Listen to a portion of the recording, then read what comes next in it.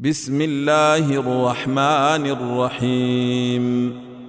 سبح لله ما في السماوات وما في الأرض وهو العزيز الحكيم. يا أيها الذين آمنوا لم تقولون ما لا تفعلون؟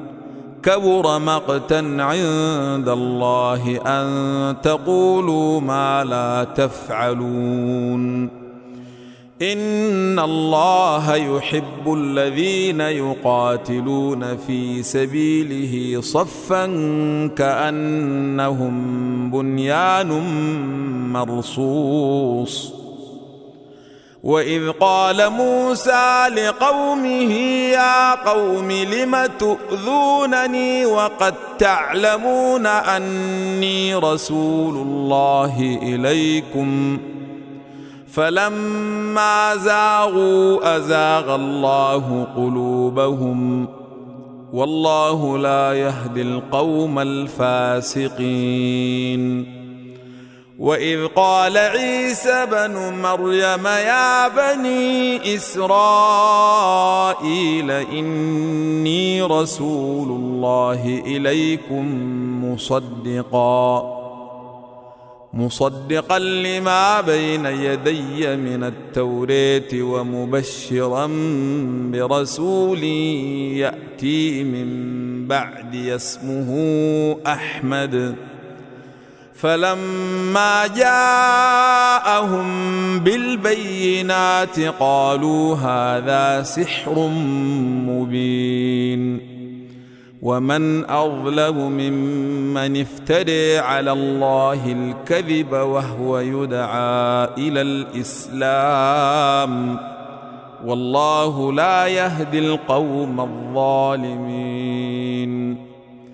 يريدون ليطفئوا نور الله بأفواههم والله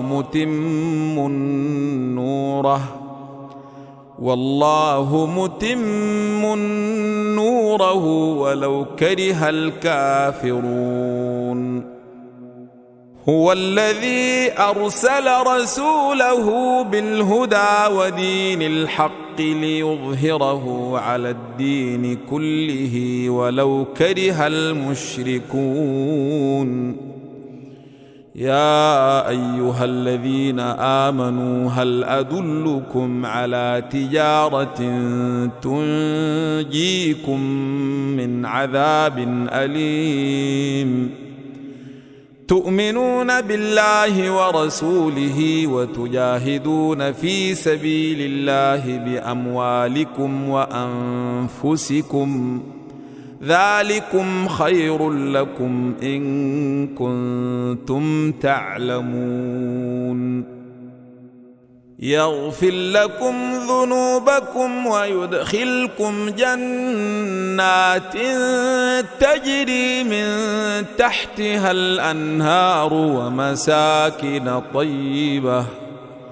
ومساكن طيبة في جنات عدن ذلك الفوز العظيم. وأخرى تحبونها نصر من الله وفتح قريب وبشر المؤمنين. يا أيها الذين آمنوا كونوا أنصارا لله كما قال عيسى بن مريم